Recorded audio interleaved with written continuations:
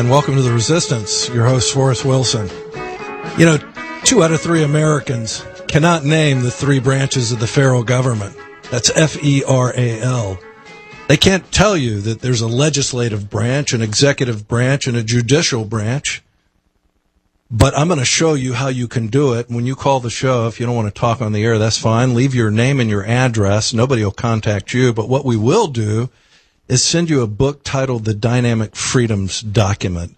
It's got the Constitution in it, which really describes the federal government and helps people understand the 3 branches. 2 out of 3 cannot. How do you have representative government when 2 out of 3 of the citizenry cannot name the branches of the federal government?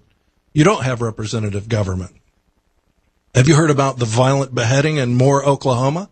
Do you have any idea how long this has been going on in America? Do you have any idea?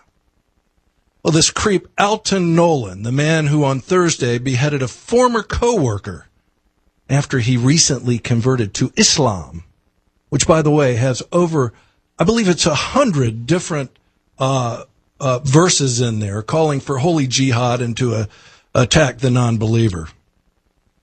Anyways, this attack, I guess it's being described as workplace violence. I mean, what idiot describes a beheading, an attack by a radical Islamist? I don't care if he is an American. Workplace violence. Well, I guess they did it with Nidal Hassam, Major Nidal Hassam. Look, we've got to start calling things by what they are. So anyways, do you have any idea how long this has been going on? The first domestic terrorist attack by a jihadist was January 25th, 1993 on this soil, 32 days before the first attack on the World Trade Center. Now, there have been other terrorist attacks, but I'm talking about Islamo-fascists. I'm talking about jihad. I'm talking about jihadists. Anyways, this thing was 32 days before the attack on the World Trade Center with a truck bomb in the parking garage. And now this, a beheading in Moore, Oklahoma, of all places. I mean, this is flyover country.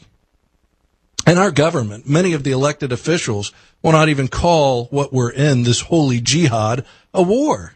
And I believe there's many motivations for not calling this jihad war. For one, it's a legal term, and the Congress has the authority to declare war, not our dear leader. But here we are, and we continue to allow anyone to cross our open border. All the while, we're over there poking the hornet's nest, known as the Islamic State or ISIS. The administration calls it ISIS. But the vast majority of the invaders on our southern borders are just women and children looking for a better life. And the Democrats, well, they're looking for a better life too in perpetual power. And by importing their own people, yes, these are the Democrats' people. All those poor women and children. These poor people, by importing them, you can count on them at the polls in the future to ensure Democrats have a better life and perpetual power. I mean, look, what other motivation could you have for allowing these people to walk across an open border? I mean, we are at war and we got an open border. I mean, that's just reality. That's a fact. And we've got all manner of humanity coming across that border, and we have no idea for sure whether or not radical Islamo-fascists are making the trek. But that's the fly in the ointment, isn't it? This holy jihad. I mean, that is the thing that's endangering all Americans. And if America, the citizens, ever put this together, I pity the foolish politician that supports open borders. And I guess it's worth getting those new constituents into our tent, since they will vote, albeit one day. But this reckless endangerment continues. And for those constituents lured here by the benevolence of the federal government and Democrats in the form of all manner of benefits, these benefits in most cities are better than a minimum wage job. Why would you work? Why would you choose work over government benefits? You wouldn't. And many of the Republicans, they're stepping all over each other to show how much they care. Well, it's an act of love, according to Jeb Bush. No. It's breaking the law, Jeb. But look, only a handful will speak about the dangers of open borders in a time of war. And they do not want to piss off those OTMS on the way to the voting booth. OTMS, other than Mexicans, according to the Department of Homeland Security. OTMS. But they know, too, this disaster will cease, or will not cease anytime soon. This flow of illegals across our border has been going on since this nation was founded. But that's the fly in the ointment.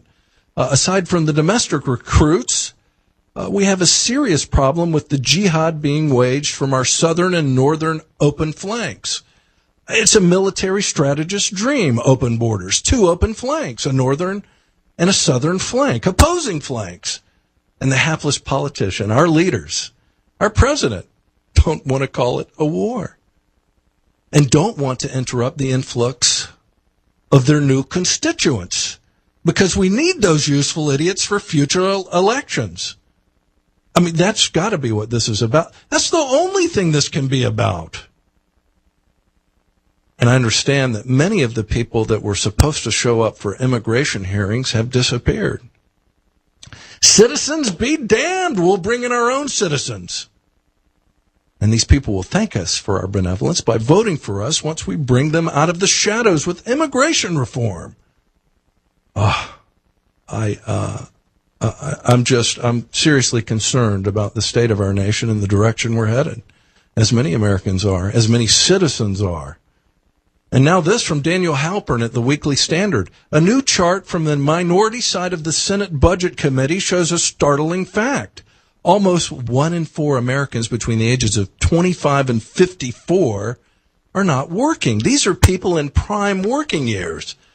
According to Halpern, there are 124.5 million Americans in their prime working years, ages 25 to 54. Nearly 1/4 of this group, 28.9 million people, or 23.2% of the total, is not employed. Well, is that the unemployment rate? Is it 23.2? They either became so discouraged that they left the labor force entirely, according to Halpern, or they are in the labor force but unemployed. This group of non-employed individuals is more than 3.5 million larger than before the recession began in 2007, writes the Republican side of the Senate Budget Committee. In fact, over 2/3 of all labor force dropouts since that time have been under the age of 55. These statistics illustrate that the problems in the American economy are deep, profound, and pervasive, afflicting the sector of the labor force that should be among the most productive, those people ages 24 to 54 years of age. And then you've got John Boehner coming out and saying that, look, comprehensive immigration reform will be good for the economy. Whose economy? Now you've got more competitors for fewer and fewer jobs because of the massive regulatory complex that we all find ourselves in. I mean, our citizens are being idled. And we need more citizens? What for? To pick grapes? Lettuce? And these new citizens, they're a product of our government. I mean, think about it. They're coming here for benefits. All of them lured by promises of citizenship and benefits, not work. There isn't any work, at least for 1 in 4 of the current citizenry. But this lure of power must be overwhelming for the politician. Otherwise, why would you recklessly endanger the current citizenry with open borders while poking a very serious threat to humanity, otherwise known as ISIS or ISIL or whatever you want to call it? We should throw all of these bums out, at least those elected before 2010. And I could name names, but we've only got a 1-hour show. I'd spend the whole time naming all of them. But we need to deal with these animals, these ISIS terrorists, these Islamo-fascists. You call it by what you feel comfortable with. As viciously a manner as they deal with us. And once we've eradicated them, we need to occupy their land until at least the next generation is mollified. It's what we did with Germany and Japan. I mean, can you imagine at the end of hostilities of World War II not occupying Germany? Just saying, oh, well, we've set a date certain that we're going to pull out. We would have fought the Third Reich twice. And our citizenry, 2 out of 3 can't even identify the 3 branches of the federal government. 2 out of 3. I mean, this is beyond dumbed down. This is complete blindness. We blinded 2 out of 3. 2 out of 3 have no idea what the federal government is and how we can overcome this.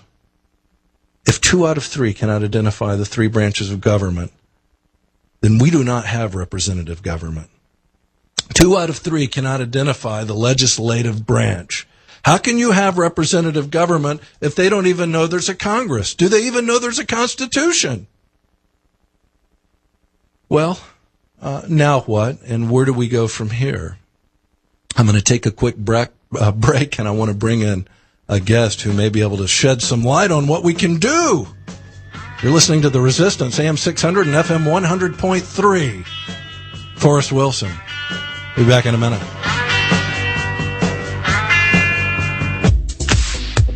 Let's return to We the People with Forrest Wilson. Once again, here's Forrest. So we've got citizens who can't name the government and the government who can't name the problem. And now what? Where do we go from here? And I'd like to bring in Dr. Gerard Lameiro. And he's addressed this in his new book, Renewing America and Its Heritage of Freedom, What Freedom-Loving Americans Can Do to Help. And Dr. Lameiro is an author, philosopher, economist, and an engineer. He's been quite busy. He's the author of several books, but I want to get right into this issue of what do we do now, Dr. Lameiro? Well, I think every freedom-loving American should take action. You know, I think most Americans are very good people who want to take care of their families. They want to go to work, pay their share of taxes, and enjoy a football game on the weekend maybe. And right now, they don't want a part of government. They just as soon stay away from it. It's too big and too many problems. But the time has come where Americans need to take action. And every freedom-loving American can no longer sit back and allow this government to go on cruise control, because the people who run the cruise control are progressive socialists, Marxists, and communists. All of them are socialists of one form or another. And you know what they're doing to the government. You know what they're doing to the country. You know what they're doing to individual people like you and me. So I have written a book, and the biggest part of the book that's important, I think, to every person to read who's listening to this show is what to do. And the first step is to swing into action. And by the way, our country was based in Judeo-Christian principles. I think one of the first things people need to do is start praying for this country, because we are in serious trouble. Our religious freedom, our political freedom, our economic freedom are all in danger, and we're losing them and losing some of the 25 essential components of freedom that I identify in the book. Now, what can they do? Well, let me say one thing. I think the socialists of all those various kinds represent maybe 15% of the entire country. But yet they love government, they've gotten into government, and they've made a negative impact on our government. And 85% of the American people are freedom-loving American people, and we can win any election that we choose to win. There's no election in which we don't outvote the socialists. So I think people need to get active, get smart, figure out who the best people are, figure out those who are going to support freedom, and start working for them. And if they can't find a good person who believes in freedom in their congressional district or for whatever race we're talking about, dog catcher, school board, county courthouse, you name it, president, if you can't find somebody good that supports freedom and the Constitution, then guess what? You ought to run because you're probably smarter than anyone else in the race. So I go through a whole series of steps, a strategic plan. I have a vision for the nation. I have a strategic plan, strategic goals. I have very specific tactics on how to deal with the socialist approach to elections. And I spell it all out. And it's hard to summarize in a short, radio interview, but I recommend they get the book. By the way, the website is renewingamericabook.com. renewingamericabook.com. It's available on Amazon and lots of places, and it's also available in both print and Kindle editions, and you can read it on other devices as well. Well, it sounds great, and I agree with you. Those are all things that we should be doing, but so many of us aren't even paying attention. They can't even name government. They don't even understand. 2 out of 3 Americans can't even name the 3 branches of government. How do we overcome stuff like that? I mean, how can you have representative government when people are they're not dumbed down, they're blind? Well, unfortunately, you're totally correct. And one of the things that's happened over the years is the academic elite, the professors in a lot of the colleges and universities have adopted Marxism. They think it's great. They have bought into what I call the seduction of socialism, the idea that the government can take care of everybody. Just hand over your freedom, hand over your money, with high taxes and regulations, and they'll take care of you. And they bought into that idea. Of course, we know it doesn't work. It doesn't work theoretically. It doesn't work practically. How do we do it? We have to reach out. All of us need to reach out and talk to people, do what you're doing, bringing the principles of the founding of this country out in the public, talking about doing what I'm doing. I wrote a book. But there are a lot of specific things people can do, but they need to get educated. And unfortunately, those university and college professors that are Marxists have taught a generation of teachers how to teach. And we see in our schools, the principles of freedom being totally ignored. So yes, kids are growing up without the principles of freedom being taught in the classroom. Look at what happened a few weeks ago. The story, just unbelievable. A little boy sneezes in a classroom. A little girl says, "Bless you." And the teacher says, "We will not have godly talk in the classroom," and suspended the girl for saying, "Bless you." Boy, I wish I'd have lived in that school district. That school would have heard from me. Right, and that is the way we've got to wake people up. We cannot be bullied or pushed around. America is not formed from a group of citizens that are wimps. I mean, I remember the story of Valley Forge. People who were fighting in Valley Forge, they had no boots. They were barefoot in the cold, freezing. They had no food. They had limited hospital capabilities if you got injured. And yet they suffered and died. Many of them died at Valley Forge for our freedom. And you look throughout the history of the country, this is not a country of wimps and do-nothing people. We fought for our freedom in many wars, and we need to get up and stand up and debate people at the school board level. And look, do you know what's happening in Colorado right now? There's a school district that the conservatives took over. Conservatives who believed in America won the school board elections, and they are now discussing a policy where the principles of the foundation of the country are to be taught in their school district. And also patriotism is to be taught, things like that. Principles of freedom and free enterprise and capitalism. And what's happening? There's a backlash of socialists who want to do away with that and not have that policy touch their school. And so there's a fight going on right now. And every freedom-loving American needs to stand up for the Constitution, stand up for freedom, stand up for free enterprise.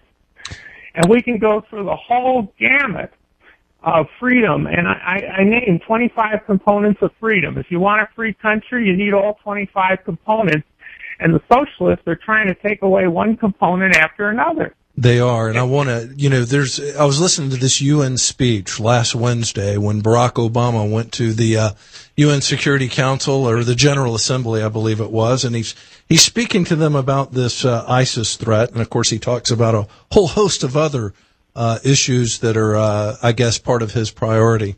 Let me just play this. I pulled this clip out. Jack, play clip 3. I want you to hear this. In other words, on issue after issue, we cannot rely on a rule book written for a different century. Now, I think what he was talking about was the Constitution. Quite frankly, he has called this a dusty old book that needs to be revised, and here he's in front of the UN.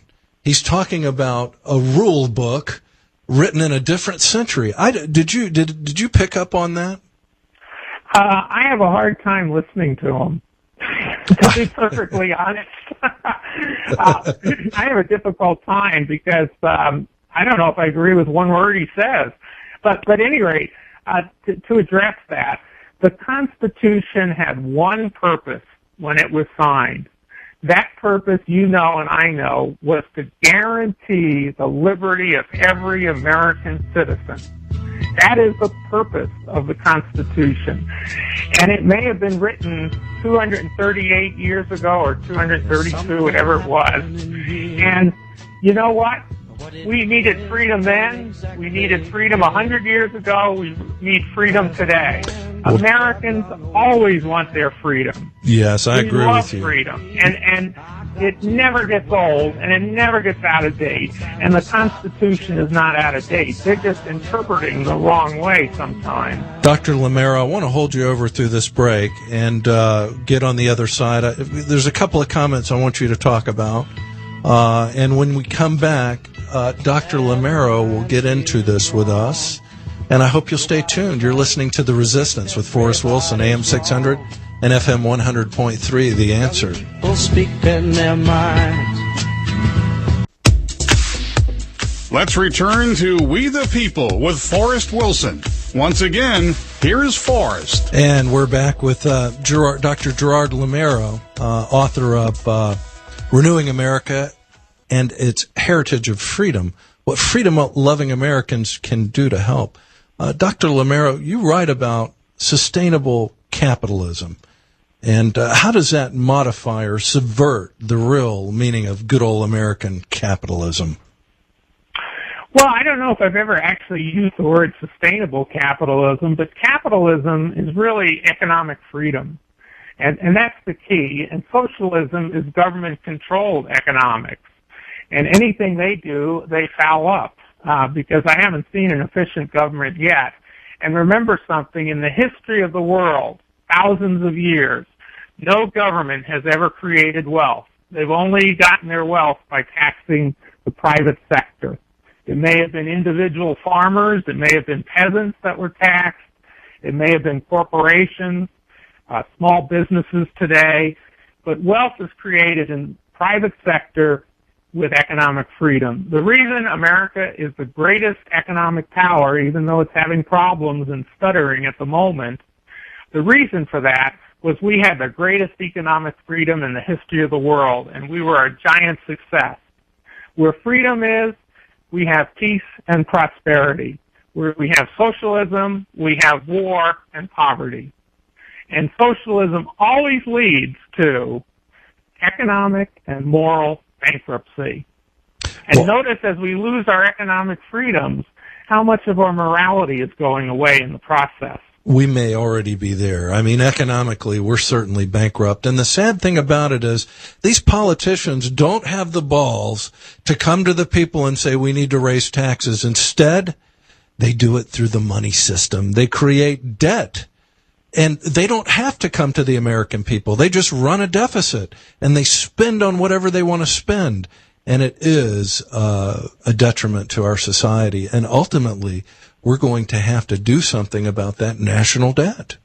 That's right. And we can do things. There are things that we can do. And by the way, another way they pay for it is through inflation.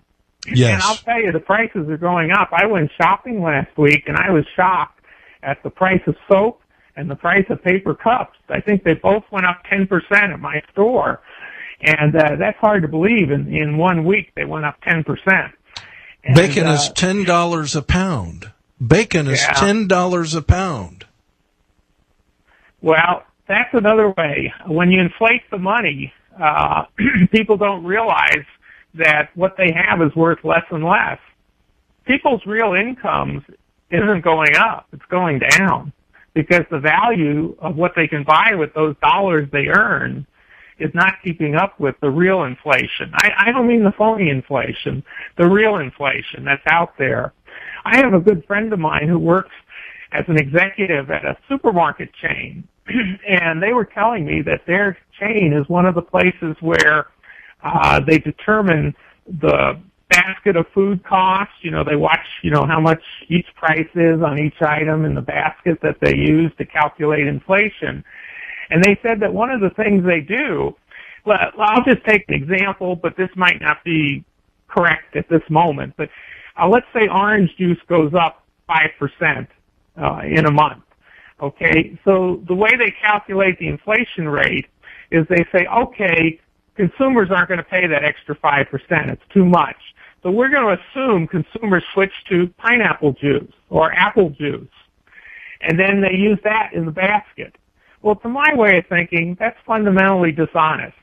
Because if I want to know what inflation is and I change the variables, you can't compare oranges to pineapples. They're different. It's a different product.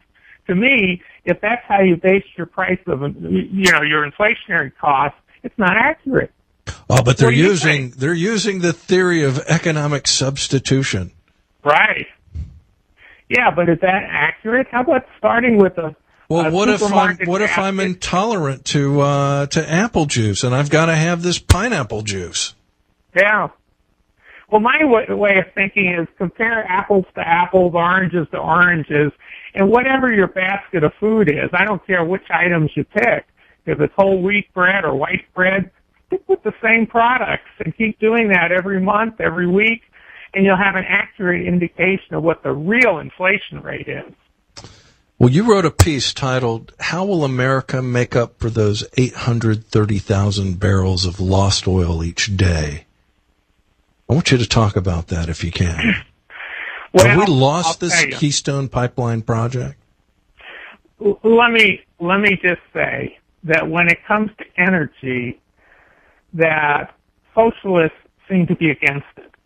Now, I personally don't know all their motivations. I don't know what's in their heart, other than I think they're power lovers and they seek power.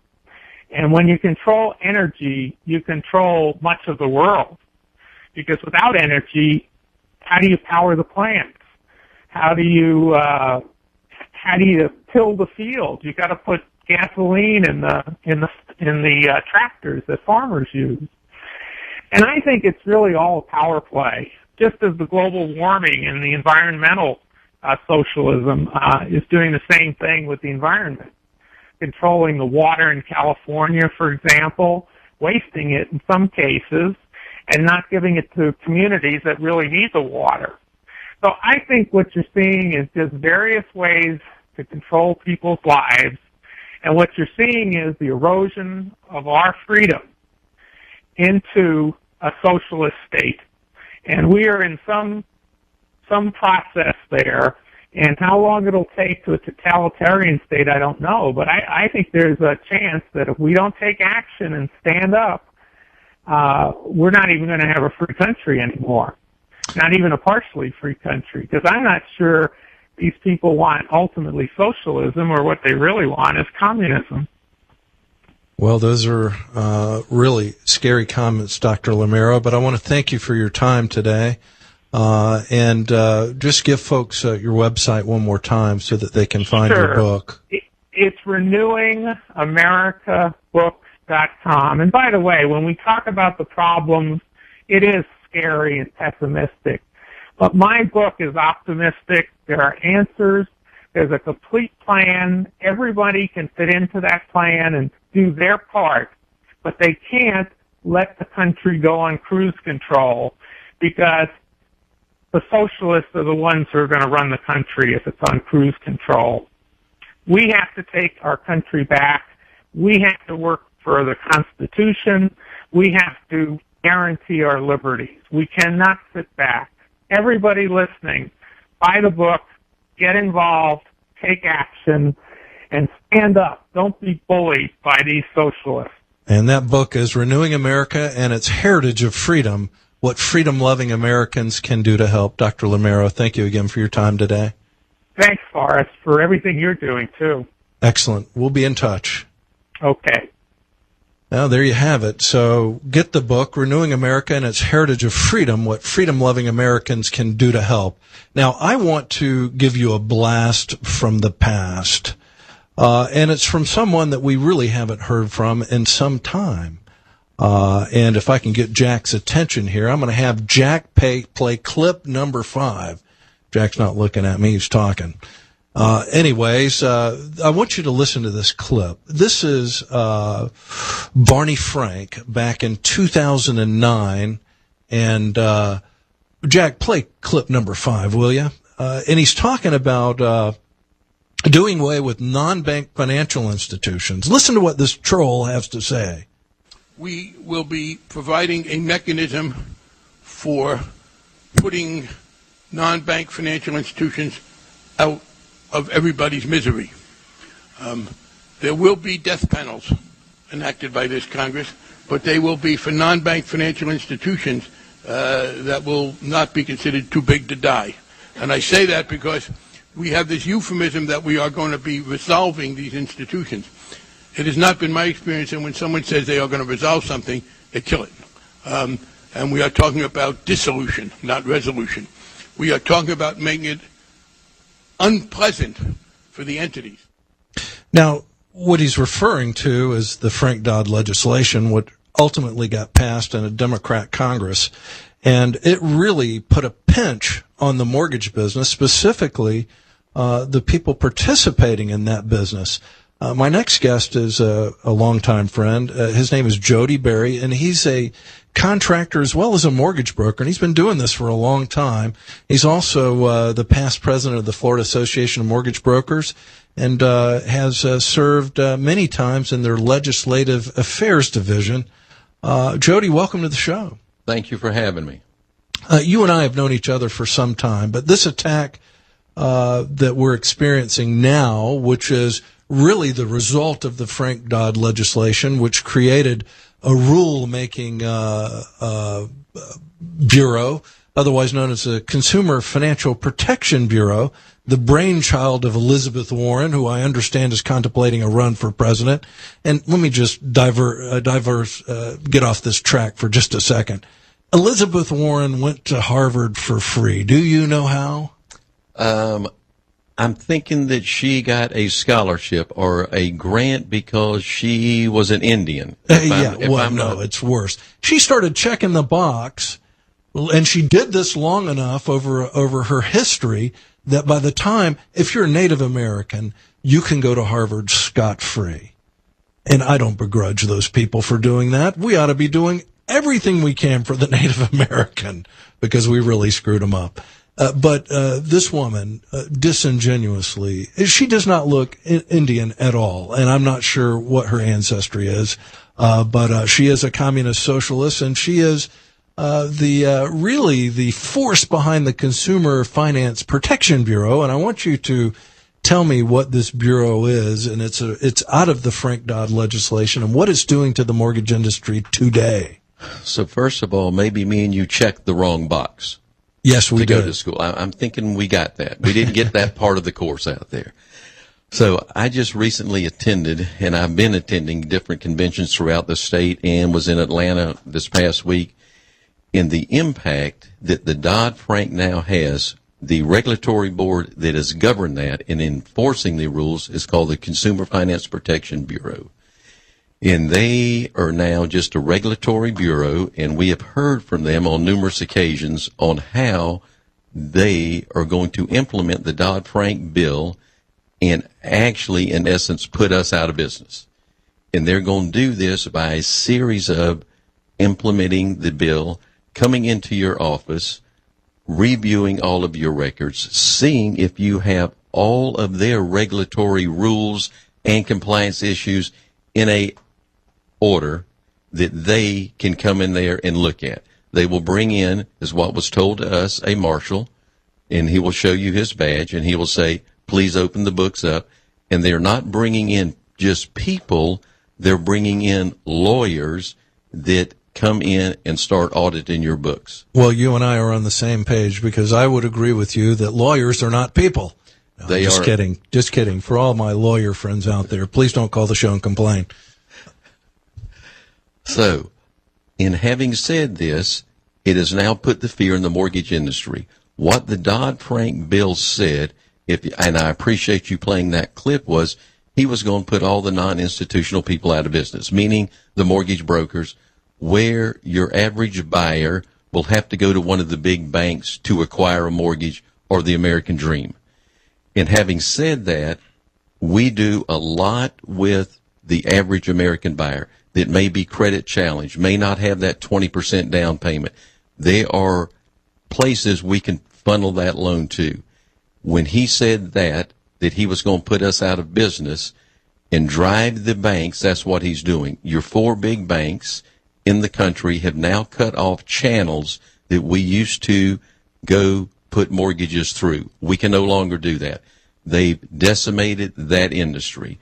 So you have to either go to one of them, or hopefully there'll be enough of us still in business.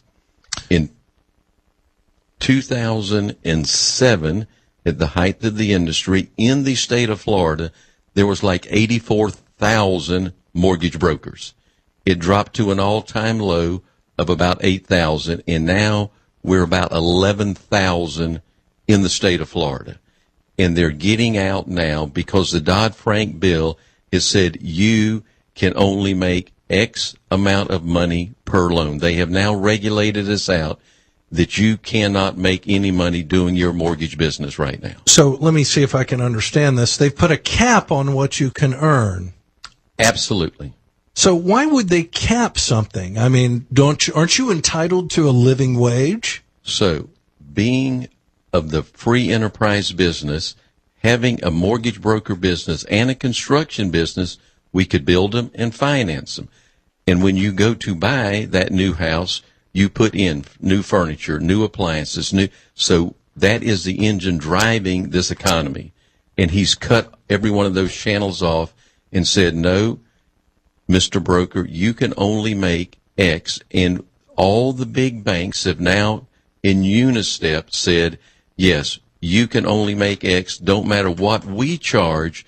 They're monitoring what these small little mom and pop shops charge. We got to take a short break, but when we get back, I want to get into that difference between a mortgage broker, what they can charge, and a banker, what they can charge. We'll be right back. You're listening to The Resistance, AM 600 and FM 100.3. Forrest Wilson, I want you to listen to what Jody Berry has to say, because yet another industry, really the first industry to be taken down, is still experiencing the pains brought about by Frank Dodd.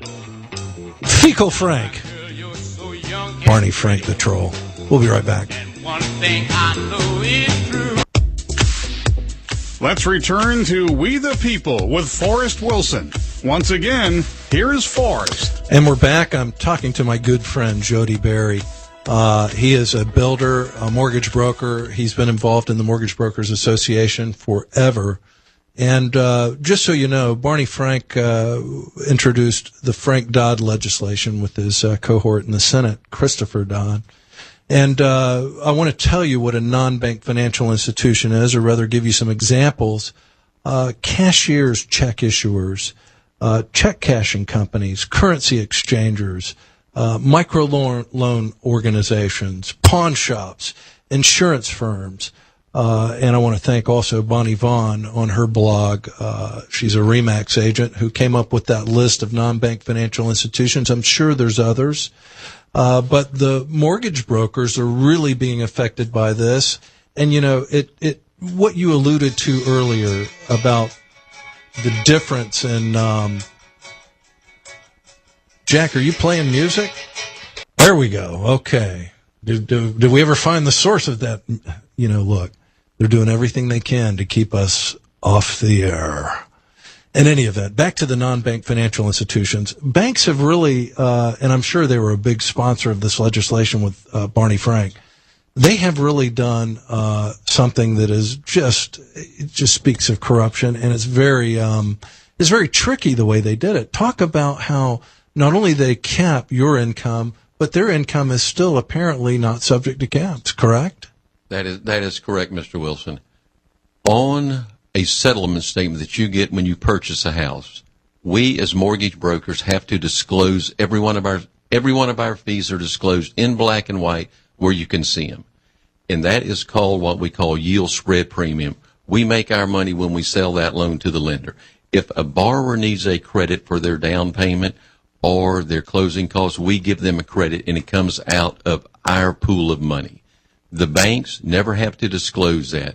We are limited to 2.75 what we can make on each loan. The banks, when they go sell that loan and securitize on Wall Street, can make up to 8, 9, 10 points on that loan and never have to disclose it to the borrower what they're making. All they see is an underwriting fee and a processing fee, the only two fees that individual buying that house ever sees.